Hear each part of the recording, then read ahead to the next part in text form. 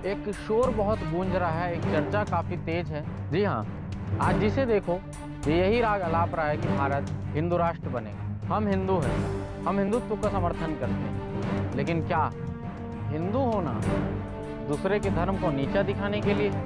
आज के समय में हिंदुत्व की आड़ में कुछ अलग ही खेल चल रहा है। बीते 24 दिसंबर को कुछ संगठनों ने छत्तीसगढ़ बंद का ऐलान किया। उस बंद के दौरान ऐसे हिंसात्मक दृश्य सामने आए, ऐसे ऐसे हिंसात्मक वीडियो वायरल हुए, जिसे देखकर ये समझना मुश्किल हो गया कि वाकई ये हिंदुत्व का चेहरा, हिंदुत्व का नकाब ओढ़े ये कुछ और ही खेल चल रहा है। एक एक डिलीवरी बॉय अपनी जान जोखिम में डालकर आप तक सामान पहुंचाता है। उसका इस चीज से, इस बंद से क्या लेना देना था? भारत इस वक्त विश्व गुरु बनने की राह पर है, विश्व गुरु बनने का सपना देख रहा है, मगर ऐसे टुकड़े होने के बाद क्या भारत विश्व गुरु बन पाए? कल हिंदुत्व के नाम पर तोड़ फोड़ करते हैं, मारपीट करने पर विश्वास रखते हैं, बलवा करते हैं। उनसे एक ही प्रश्न करना चाहता हूँ, भारत का संविधान बेशक आपको ये अधिकार देता है कि आप किसी भी चीज़ का विरोध कर सकते हैं, मगर इसका ये अर्थ नहीं है कि आप किसी भी जगह तोड़ फोड़ कर देंगे, किसी भी व्यक्ति के रोजी रोटी का साधन। नमस्कार, सादर प्रणाम। गोपाल मिश्रा नाम है हमारा और आपका अपना चैनल टुडे भिलाई देखना शुरू कर चुके हैं आप। आजकल एक शोर बहुत गूंज रहा है, एक चर्चा काफी तेज है। जी हाँ, आज जिसे देखो ये यही राग अलाप रहा है कि भारत हिंदू राष्ट्र बनेगा। हम हिंदू हैं, हम हिंदुत्व का समर्थन करते हैं। लेकिन क्या हिंदू होना दूसरे के धर्म को नीचा दिखाने के लिए है, या फिर गुंडागर्दी करने के लिए, या जबरदस्ती किसी जगह घुसकर तोड़फोड़ करने के लिए, आम जन का नुकसान करने के लिए? हिंदू आखिर धर्म कहता क्या है? हिंदू को लेकर हिंदू वो है जिसके माथे पर तिलक है, हिंदू वो है जिसके मन में सर्वधर्म संभाव है, हिंदू वो है जो अतिथि देवो भव को मानता है, और हिंदू वो है जो सब में ईश्वर का निवास देखता है। वो सच्चा हिंदू है। आज के समय में हिंदुत्व की आड़ में कुछ अलग ही खेल चल रहा है, कुछ अलग ही बयानबाजी देखने को मिल रही है, कुछ अलग ही माहौल देखने को मिल रहा है। भारत के इस सौहार्दपूर्ण वातावरण को बिगाड़ने के लिए जिस चीज का सहारा लिया जा रहा है वो हिंदू, हिंदुत्व और हिंदू राष्ट्र।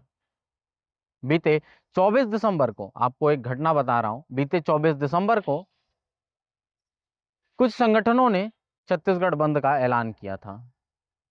उस बंद के दौरान ऐसे हिंसात्मक दृश्य सामने आए, ऐसे ऐसे हिंसात्मक वीडियो वायरल हुए, जिसे देखकर यह समझना मुश्किल हो गया कि वाकई ये हिंदुत्व का चेहरा है। क्या ऐसा चेहरा ये हिंदुत्व का है, या फिर हिंदुत्व का नकाब ओढ़े ये कुछ और ही खेल चल रहा है? जी हाँ, रायपुर के मैग्नेटो मॉल में निजी दुकान में तोड़फोड़ की गई। उस दुकान मालिक को लाखों का नुकसान हुआ है।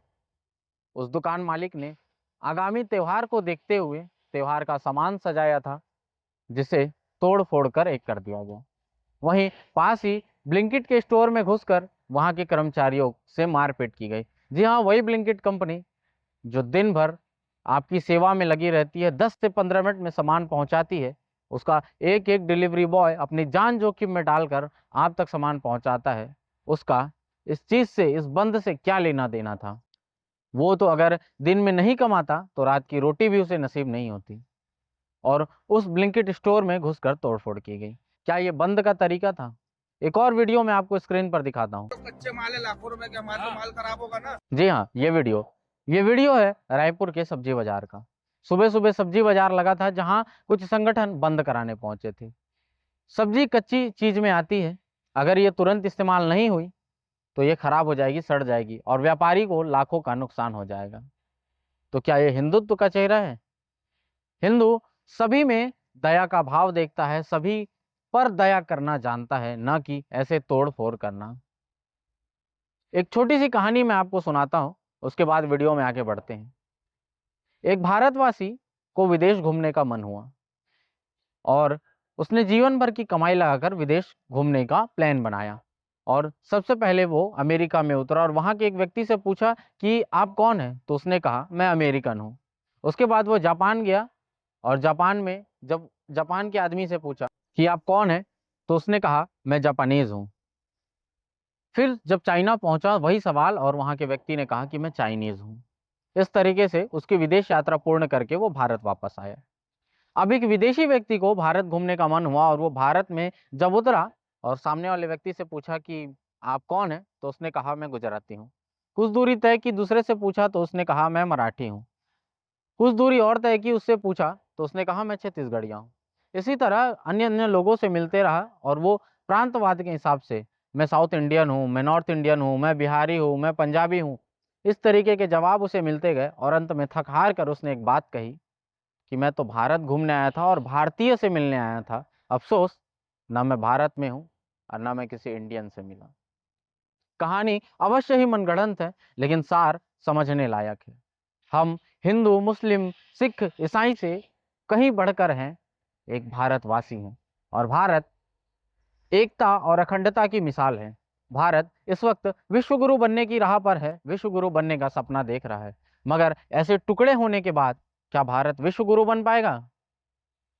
अजी साहब, विश्वगुरु बनना तो छोड़िए, भारत जिस तरक्की पे राह पर है ना, अगर यही हाल रहा तो वो दिन दूर नहीं जब भारत की तरक्की भी रुक जाएगी, उल्टी दिशा में उल्टी गंगा बहना शुरू हो जाएगी। आजकल कुछ हिंदूवादी संगठन काफी एक्टिव नजर आ रहे हैं। वो दूसरों के धर्म स्थलों पर जाकर तोड़फोड़ करने में अपने विचार रखते हैं। दूसरों के धर्म को नीचा दिखाकर हिंदू आगे नहीं बढ़ता, बल्कि हिंदू अपने धर्म को अगर आगे बढ़ाना चाहे तो आगे बढ़ सकता है। हमारा हिंदू, हमारा सनातन धर्म कभी भी दूसरे के धर्म से कंपटीशन नहीं करता, बल्कि सुधार अपने आप में आवश्यक है, ये संदेश देता है। अगर हम सचमुच हिंदू हैं तो हमें अपने आप में सुधार करना चाहिए। हमें हर त्योहार पर मंदिर जाना चाहिए, घर को मंदिर की तरह सजाना चाहिए। हर त्योहार पर घर के मेहमानों का स्वागत सत्कार, अतिथि का स्वागत सत्कार भगवान की तरह करना चाहिए। तभी हम हिंदू कहलाएंगे, ना कि यूं दूसरे के धर्म को नीचा दिखाने से हमारा धर्म श्रेष्ठ हो जाएगा। इन संगठनों से, जो संगठन आजकल हिंदुत्व के नाम पर तोड़ फोड़ करते हैं, मारपीट करने पर विश्वास रखते हैं, बलवा करते हैं, उनसे एक ही प्रश्न करना चाहता हूं कि आप सचमुच हिंदू हैं? अगर हिंदू हैं तो इन संगठनों के कई सदस्यों के माथे पर तिलक क्यों नहीं होता? अगर आप सचमुच पाश्चात्य संस्कृति के विरोधी हैं तो आप धोती और कुर्ते में विरोध क्यों नहीं करते? पैंट और शर्ट क्यों पहन कर जाते हैं? ये भी तो पाश्चात्य संस्कृति का ही हिस्सा है। अगर दूसरी संस्कृति से इतना ही आपको नफरत है, इतना ही विरोध है, तो अपने धर्म पर उस चीज को नहीं हावी होने देना चाहिए, पहले स्वयं में सुधार करना चाहिए। गायत्री शक्तिपीठ एक वाक्य कहता है कि हम सुधरेंगे, युग सुधरेगा, हम बदलेंगे, युग बदलेगा। इस विश्वास को लेकर पहले स्वयं से बदलाव की शुरुआत स्वयं से करनी चाहिए, उसके बाद दूसरे के धर्म को नीचा दिखाने का हमें अधिकार है। भारत का संविधान बेशक आपको ये अधिकार देता है कि आप किसी भी चीज का विरोध कर सकते हैं, मगर इसका ये अर्थ नहीं है कि आप किसी भी जगह तोड़ फोड़ कर देंगे, किसी भी व्यक्ति के रोजी रोटी का साधन छीन लेंगे। जिस रायपुर के मॉल में तोड़ फोड़ हुई, उसका लाखों का सामान नुकसान हुआ। आने वाले महीने में स्टाफ की सैलरी, दुकान का किराया, कई खर्चे उसके सिर पर होंगे, जिसका विचार किए बिना ये तोड़ फोड़ की गई। क्या ये हिंदुत्व का यही चेहरा है? चलिए एक तस्वीर से आपको रूबरू कराता हूँ। ये तस्वीर आप अपनी स्क्रीन पर देख रहे हैं, ये भारत के यशस्वी प्रधानमंत्री नरेंद्र मोदी जी की तस्वीर है। वे 25 दिसंबर को क्रिसमस के अवसर पर चर्च गए हुए थे और वहां उन्होंने सभा में भाग भी लिया और पूरे चर्च का भ्रमण भी किया। अब क्या ये हिंदू संगठन और हिंदुत्व का नारा लगाने वाले लोग प्रधानमंत्री नरेंद्र मोदी के आवास पर तोड़फोड़ कर सकते हैं अथवा प्रधानमंत्री नरेंद्र मोदी का विरोध कर सकते हैं? नहीं, कतई हिम्मत नहीं है इनमें उस चीज को करने की। क्यों? क्योंकि वो एक सक्षम व्यक्ति है, एक पावरफुल नेता है। लेकिन ये गरीबों पर जुल्म और अत्याचार अवश्य कर सकते हैं, जो दो वक्त की रोटी कमाने के लिए अपनी दुकान में साज सजावट का सामान बेच रहा होगा, उनके यहाँ तोड़फोड़ अवश्य कर सकते हैं। ये तोड़फोड़ वहां अवश्य कर सकते हैं जो ब्लिंकिट जैसा कर्मचारी अपनी दिहाड़ी कमाने में लगा होगा।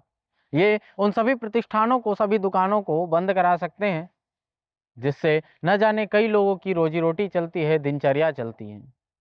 लेकिन इन संगठनों में इतनी हिम्मत नहीं है कि प्रधानमंत्री के ऊपर एक शब्द भी कह पाए।